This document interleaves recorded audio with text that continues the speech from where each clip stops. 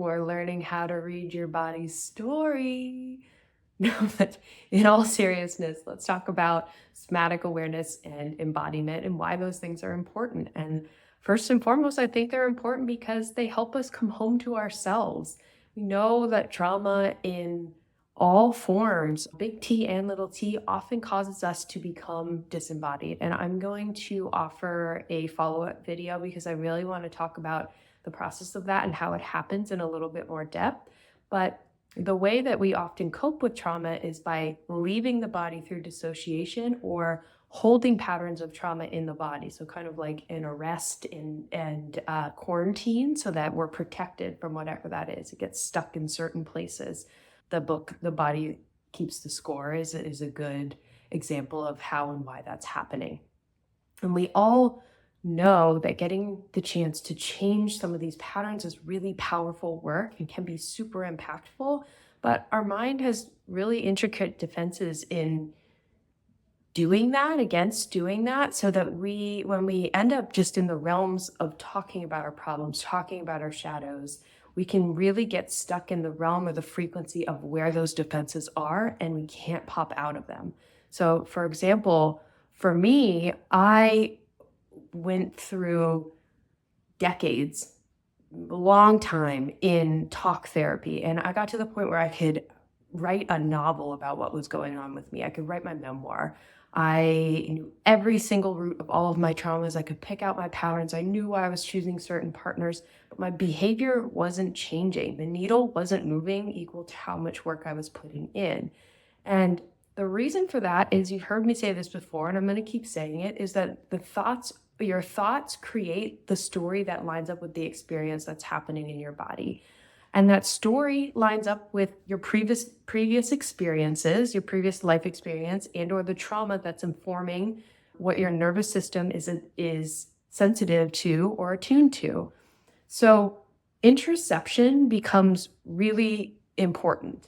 Our goal is that we want to start to understand how our body is communicating with us by exploring and working with it under a more controlled environment, so that when you get triggered in the moment, you can start to shift that narrative, and you can work through some of those stuck places or holding patterns when you're in a safer space or a less activated space, really working with what is in the body to release it.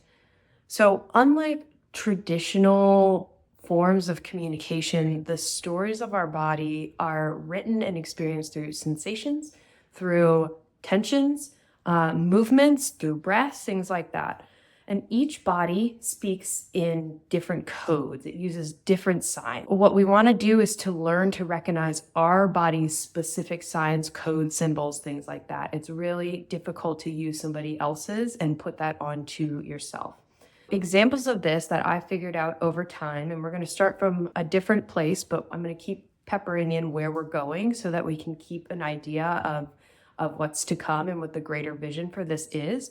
But an example would be when I feel pain in my left shoulder or my trap, just kind of generally in this area, I figured out that I am holding on to emotional baggage, usually of somebody else. That pain here is signaling to me that I need to strengthen my boundaries because I'm getting crushed under the weight of somebody else's emotional baggage. So another example of this is one of my big body cues, is bloating.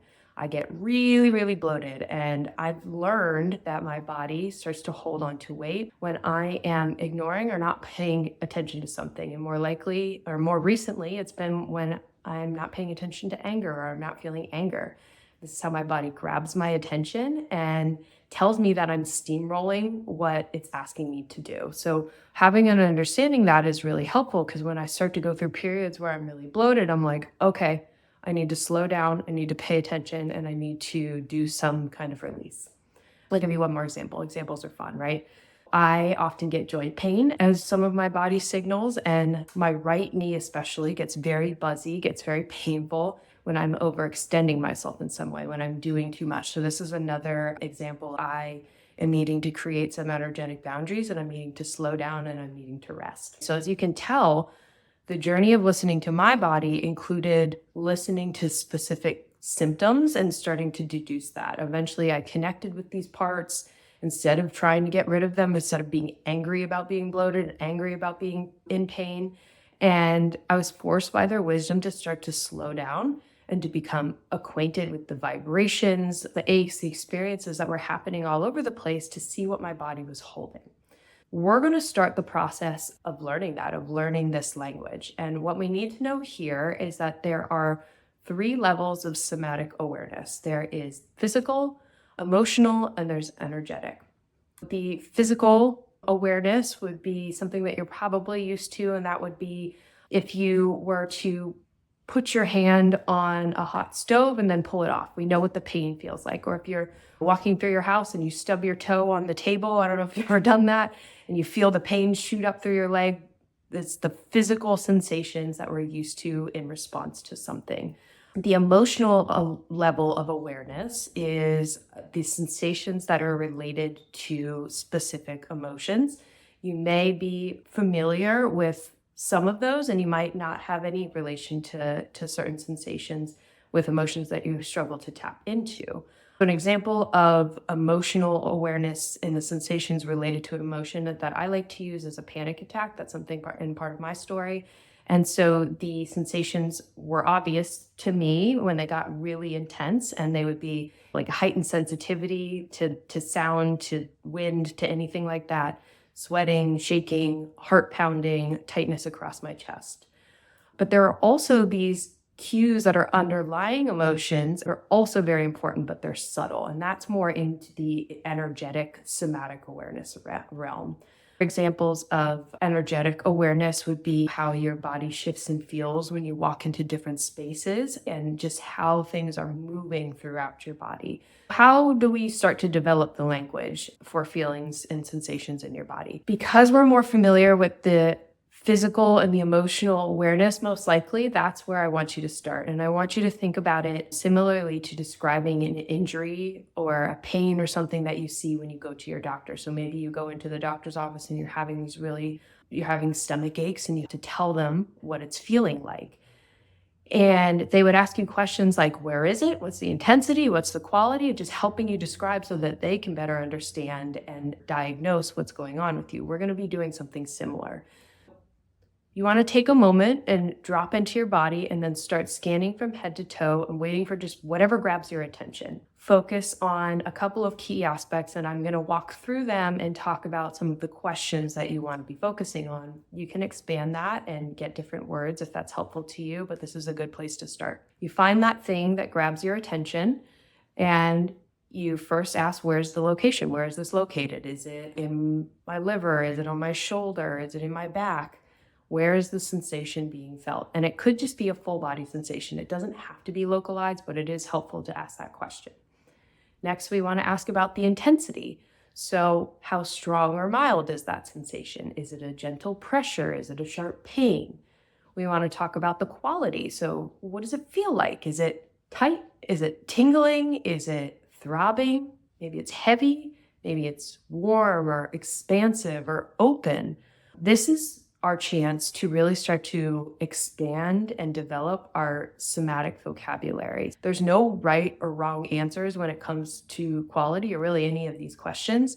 You can describe them however they're coming to you, using words like, I have a lot of spiky feelings in my body, buzzy, puffy, pulsing, radiating, open, raw, knotted, draining, dull, fluid, suffocating, chaotic, whatever it is, whatever is coming to you.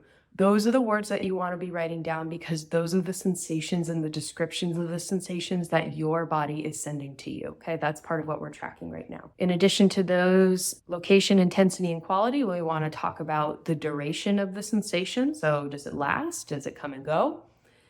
I also like to track the activation level. Activation level meaning how much attention is grabbing. Is it like really in the forefront? You can't ignore it. It's super intense. Or is it sort of in the background, not doing too much? You just found it.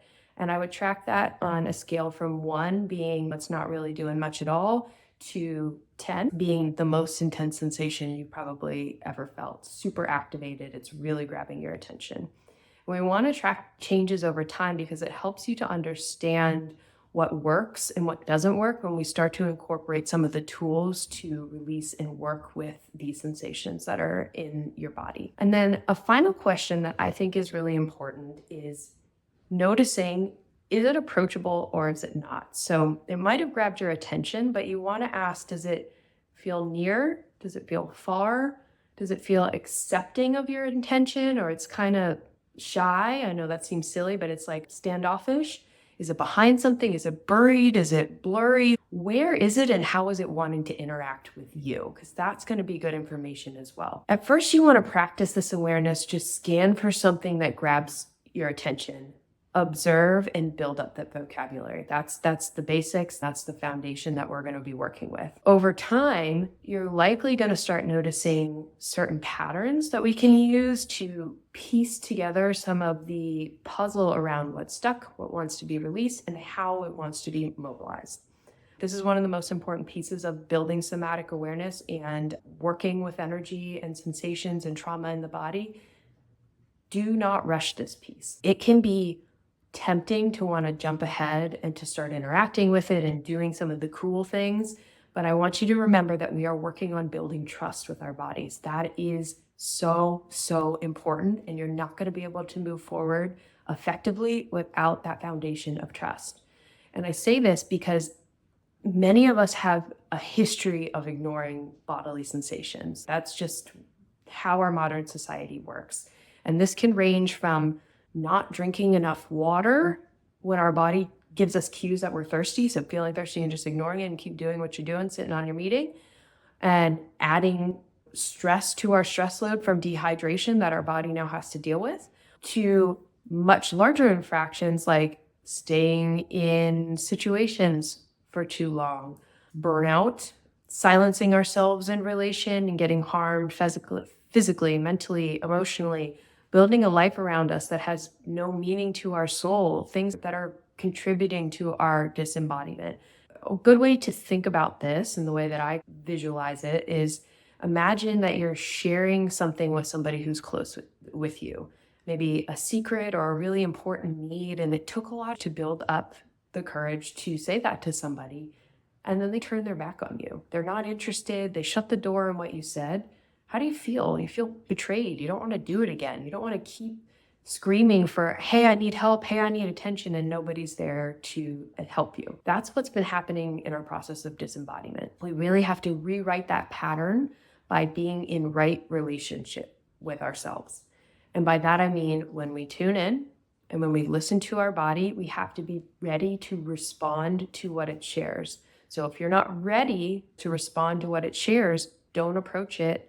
We also have to meet it at the layer that it's sharing with you. So if you're somebody that tunes in and you're not getting anything that's super localized, you're not getting anything that's super visual or has a lot of sensations, it's more just like a larger feeling, your overall body tone. That's what we need to be working with. It might be more of a larger feeling. So when I first started doing this work for a long time, every time I would tune in, I just felt fatigued. I just felt tired, and I was really frustrated because I was like, why is my body not telling me anything? But you have to start there. You have to respond to being tired by resting, and that's how you start to build trust. Maybe your body is telling you, I am so tired, I need so much rest that we can't go any further until you hit that level. The other thing that I want you to do when you're thinking about tracking is connecting sensations to emotions. This process is similar to what we just talked about, but it's almost like the top down. So when you are feeling a certain emotional state, let's say sadness, for example, I want you to bring your awareness briefly to the sensations that accompany it. So again, let's just use sadness. Maybe you notice heaviness around your shoulders or lower back tightness. I get that when I'm sad for whatever reason. Maybe there's a hot or a cold feeling. Does the energy in your body feel fast or slow? You're just looking for any kind of sensations that are associated with how you're feeling in that moment so we can start to track. And again, look for these patterns. And the sensations related to the emotion may change day to day. It could be different flavors of sadness, could be different flavors of anger. We are just observing and looking for patterns. And again, we're trying to cultivate awareness. We're not adding stories. So I'm not looking for you to say, I'm feeling sadness today, and this happened, and this happened, and this happened, and these are my sensations. We're leaving the stories out of it. It's just, this is the emotion that I'm naming, and here are the sensations that are associated with. So if you're having a hard time with that, I'm going to talk a little bit about common sensations and their meanings to wrap it around. Tingling, like that pins and needles feeling, that's often related to nervousness or excitement. Tightness, the constriction feeling in certain places, is linked to a stress or a tension. A lot of times that would be a stored trauma or something that you're ignoring. A warmth, the heated sensation, is tied to relaxation, to happiness, to comfort. It could also be tied to anger or frustration. It could be positive affect or negative affect. That's why we have to track our own bodies. Pain, ranging from sharp to dull, may indicate anything from stress to emotional hurt. So think like a broken heart. I also find there's flavors of pain that are related to frustration and fear specifically as well. Flutterings, that kind of light, airy sensation. Again, that one might be nervousness or excitement. And then heaviness, a weighted feeling anywhere in your body, is often related to sadness or fatigue. Those are just some examples. I want to encourage you to practice this somatic awareness, this emotional somatic awareness, not just when you're feeling emotions like sadness or anger or things are more on the negative affect scale, but when you're also feeling great, because those sensations are really important too. So if you're feeling open and expansive and silly and fun, write that down. What does that feel like in your body? Because those are the ones we want to cultivate, right? You may also be in a place where you feel like you can't tap into certain emotions and you don't really know what they feel like, and that's totally fine.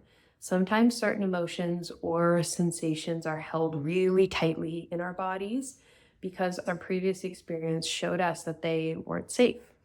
And they were either not met with proper attention when we were younger. Maybe we expressed sadness and it was ignored or it wasn't tended to, or they created an experience of danger or threat. So maybe an anger reaction was met with a punishment. We can more readily access certain emotions based on the nervous system attunement that happened in childhood. For example, I can reach and sit in sadness pretty easily because it was a frequency that I was used to attuning to mirror my primary caregiver.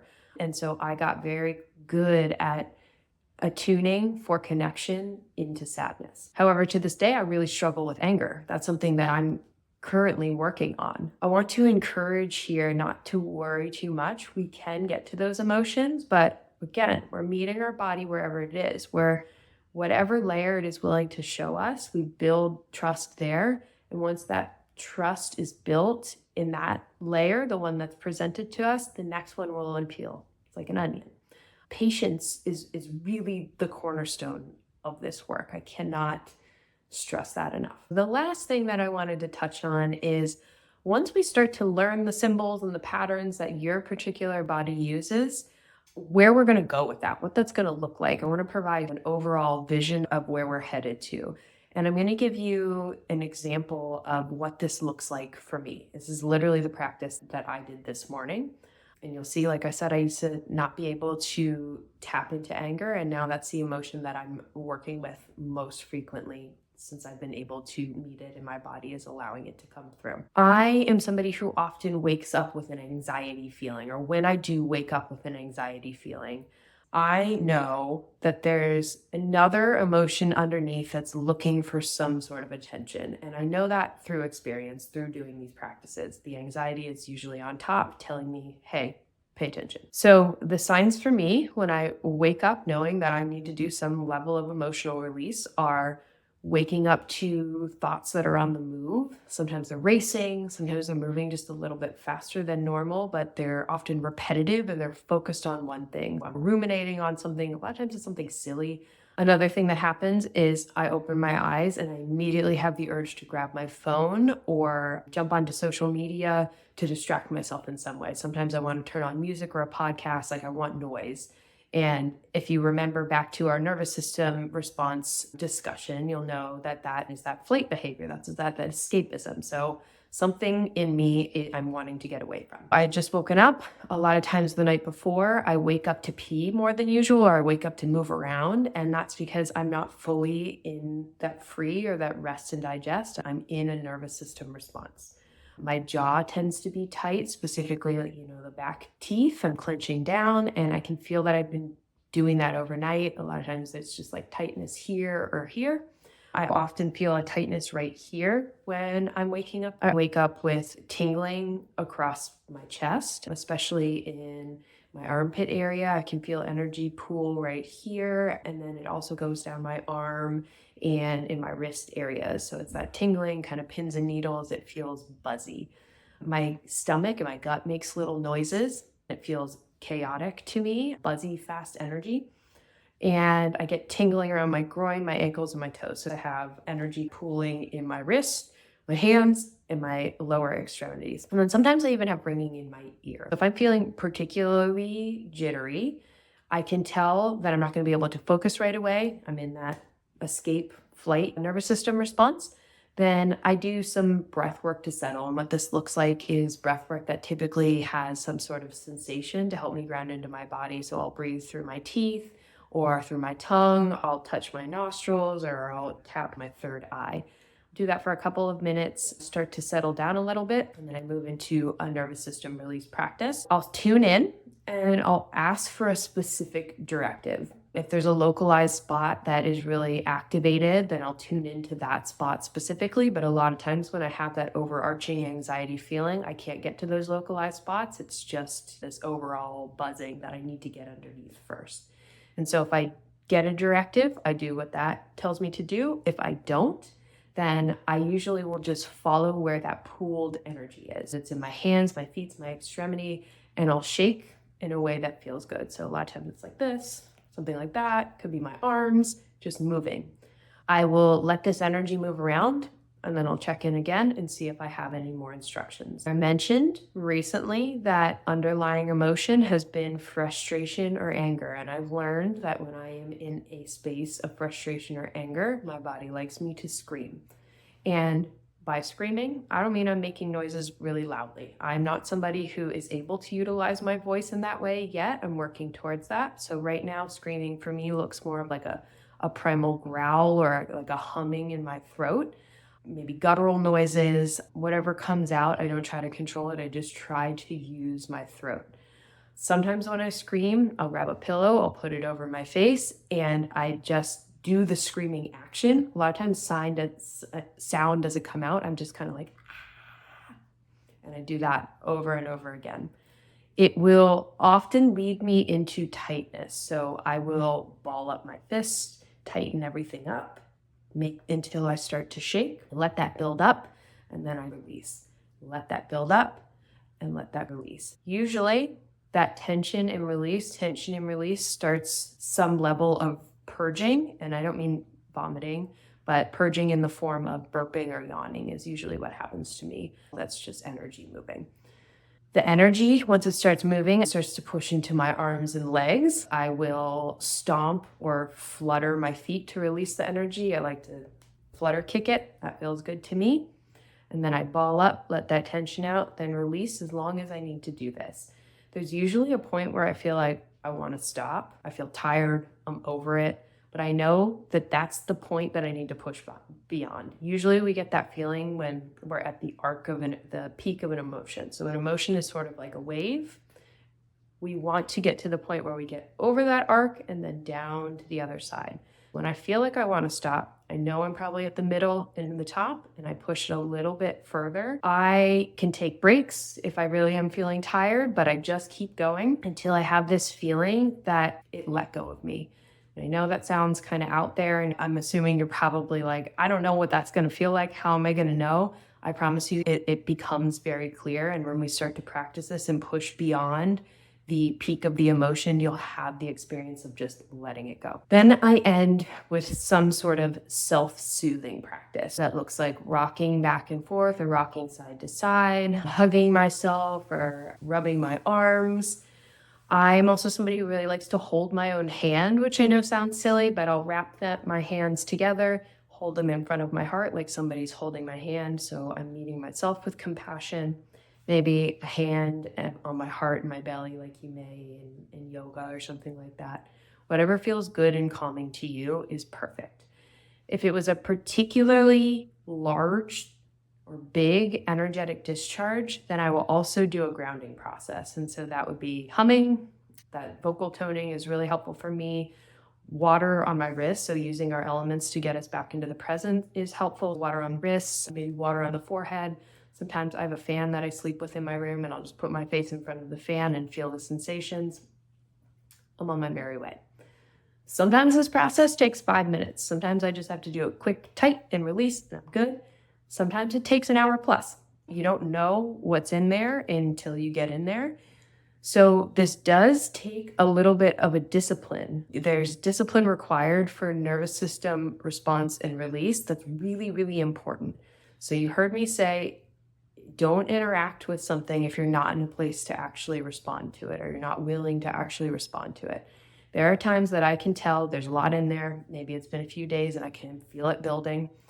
And I know I'm going to need to make space to allow whatever length of time my body needs. We're all busy. We have responsibilities. We have places to go. And sometimes I just don't have the time to do that. What happens is I know I realistically don't have that time. I will dialogue with myself. I'll drop in and I'll get to those activated spaces and I'll say, I see you and I will create the space. But then you have to follow through. You have to create the space. So if you say to yourself, I am going to do this later tonight, you need to create the space to do it later tonight. I have a lot of practice, so I can do this without music. I can do it intuitively and effectively and accurately, and I can move through it pretty quickly.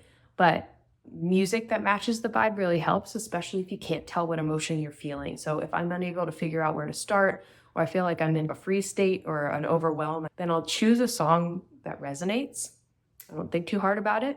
I just move freely with the music, leaning into whatever it brings up in you. That will mobilize some energy. That's the more complicated piece that we're going to move into. But what we're doing right now is this granular tracking in the beginning to help us understand the signs, the symbols, the communication, so that we can eventually quickly and intuitively respond as we receive input, as we receive sensations, and build that language, that conversation with our body. We're learning the language of how your body wants to move energy. And I want you to think about it in terms of learning a new language. Right now, we're in the phase of memorizing words. We got our flashcards, and we're learning how to string them together to make short, easy sentences that we need to get places. Going to a different country, learning a language, I need to know where's the bathroom. Eventually, we're going to string together more sentences and more words, and we're going to be fluent in conversational slang. So we're going to just be able to bam, bam, I can use these processes. I know what's being said to me. What I want you to take away from this is the homework.